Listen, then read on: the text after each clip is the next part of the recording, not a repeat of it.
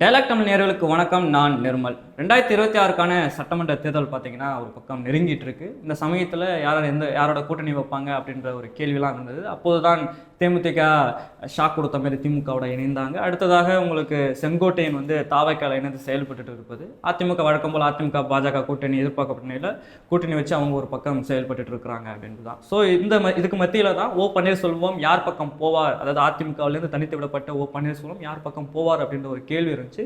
இன்று காலையில் எல்லாருக்கும் அதிர்ச்சியூட்டும் வகையில் திமுகவில் ஓ பன்னீர்செல்வம் அவர்கள் அதிகாரப்பூர்வமாக இணைந்திருக்கிறார். அதோட செய்தியாளர் சந்திப்பிலையும் அதை நாம் பார்த்தோம் அப்படின்றது தான்.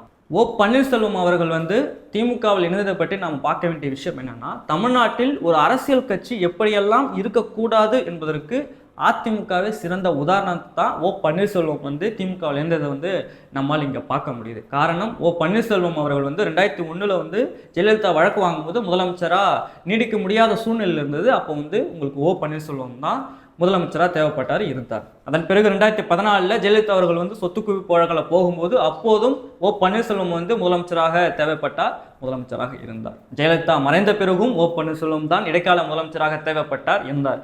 அதாவது அதிமுகவில் தேவைப்படும் போதெல்லாம் முதலமைச்சராக செயல்பட்டவர் ஓ பன்னீர்செல்வம். முக்கியமான பொறுப்புகள் இருந்தவர், ஜெயலலிதாவுக்கு நெருக்கமானவர், அதிமுகவுடைய ஒரு லெஃப்ட் ஹேண்டுன்னு சொல்லலாம். ஸோ அப்படியான சூழ்நிலை தான் ஓ பன்னீர்செல்வம் அதிமுகவோட பயணம் இருந்தது.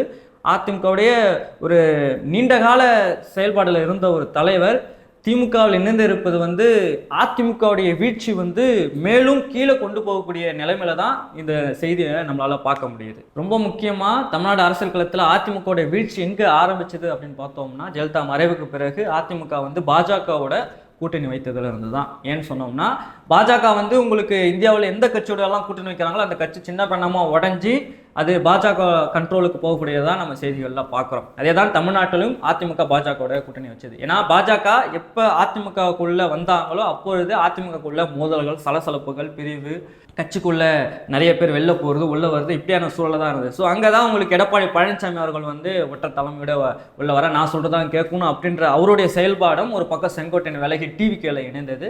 இன்னொரு பக்கம் அடிப்படை உறுப்பினர்லேருந்து ஓபிஎஸ்ஐ நீக்கினது. எடப்பாடியோடைய இந்த அணுகுமுறை மேலும் அதிமுகவுடைய வீழ்ச்சிக்கு தள்ளப்பட்டது. ஸோ தனித்து விடப்பட்ட ஓபிஎஸ் எங்கே போவார்னு எல்லாரும் கேள்வி எடுத்தாங்க. பாஜக பக்கம் போனாங்க, பாஜக கண்டுகளை போல. அப்புறம் டிவிக்கே அவருக்கு எந்த அளவுக்கு நம்பிக்கை கொடுக்கணும் எதிர்பார்த்தாரோ என்னவோ தெரியல, இன்னைக்கு திடீர்னு அவர் திமுகவில் இணைந்திருக்கிறார் அப்படின்றது தான் நம்ம இதுலேருந்து பார்க்குறோம். ஸோ இந்த சமயத்தில் ஓ பன்னீர்செல்வம் அவர்கள் திமுகவோட இணைந்தது அப்படின்றது யாருக்கு சாதகம் பார்த்தோன்னா அது திமுகவுக்கே தான் சாதகம் இந்த 2026 தேர்தலில் அப்படின்னு நம்மளால உறுதியாகவே சொல்ல முடியும். ஏன்னா திமுக ஒரு பக்கம் உங்களுக்கு பலமான கூட்டணியோட இந்த தேர்தலை சந்திக்க இருந்தாங்க. அப்போ தான் தேமுதிக யார் பக்கம் போவாங்க, அதிமுக பாஜக கூட்டணியில் போய் சேருவாங்களா அல்லது புதுசாக கட்சி தொடங்கிய டிவிக்கு கூட சேருவாங்களா எதிர்பார்க்கப்பட்ட நிலையில் எல்லாருக்கும் ஷாக் கொடுத்த அளவில் திமுகவில் இணைந்தாங்க. ஸோ இது திமுகவுக்கு கூடுதல் பலமாக இருந்தது. ஸோ அப்போ தான் அடுத்து ஒரு பக்கம் ராமதாஸ் அணி, ஒரு பக்கம் பாமக ரெண்டாக பிரிஞ்சு ராமதாஸ் அணி இன்னைக்கு தனித்து விடப்பட்டிருக்கு. அவங்க யார் பக்கம் போவாங்க அப்படி எதிர்பார்க்குற நிலையில் திமுகவுக்கு போக வாய்ப்பு இல்லை, ஏன்னா அங்கே திரும்ப ஒத்துக்க மாட்டார் என்ற சூழ்நிலையில் திமுக திரும்ப பேச்சை தான் கேட்பாங்கன்ற ஒரு கருத்துக்களும் வெளியே வருது. ஸோ அதனால ராமதாஸ் இந்த தேர்தலை யார் கூட கூட்டணி சந்தேகம் தான். ஸோ அப்போ ஓபிஎஸ் தான். அப்போ ஓபிஎஸ் எங்கே போவார்னு எதிர்பார்க்கப்பட்ட நிலையில் திமுகவோட இணைந்தது அது திமுகவுக்கு மேலும் ஒரு கூடுதல் பலத்தை கொடுக்குது. ஏன்னா உங்களுக்கு திமுகவுக்கு பார்த்தீங்கன்னா தேனியில் ஒரு பெரிய ஆதரவு கிடையாது. அங்கே ஓபிஎஸ்க்கு ஒரு பெரிய ஆதரவு இருக்குது. அவர் அதிமுகவில் இருக்கும்போது ஒழுங்காக செயல்பட்டு இருந்துச்சு. இப்போ அவர் தனித்து விடப்பட்டார். ஸோ திமுகவுக்கு தேனியில் ஒரு தேனி சைடில் பார்த்தீங்கன்னா உங்களுக்கு ஒரு பலம் தேவை. ஸோ ஓபிஎஸ் திமுகவில் இணைந்தது தேனிக்கு. அது தேனி அதிமுகவோட கோட்டையாக இருந்தது எனக்கு தெரிஞ்சு இந்த 2026 சட்டமன்ற தேர்தலில் திமுகவுக்கே போகும் என்ற ஒரு செய்தியை தான் ஓபிஎஸ் திமுகவில் இணைந்ததை காட்டுகிறது. ஒரு பக்கம் 2026 சட்டமன்ற தேர்தலில் ஒன்று டிஎம்கே இல்லைனா டிவிகேன்னு சொல்லக்கூடிய விஜய்க்கு இது ஒரு ஏமாற்றமாக தான் பார்க்கப்படுது. ஏன்னா செங்கோட்டையனை தவிர மற்ற யாருமே பார்த்தீங்கன்னா உங்களுக்கு டிவிகேல இணைவதை நம்மளால் பார்க்க முடியல. இணைவாருன்னு விஜய் எதிர்பார்த்தாரு. ஆனால் தேமுதிக ஒரு பக்கம் டிஎம்கேட இணைந்தது, ஓபிஎஸும் டிஎம்கேட இணைந்தது.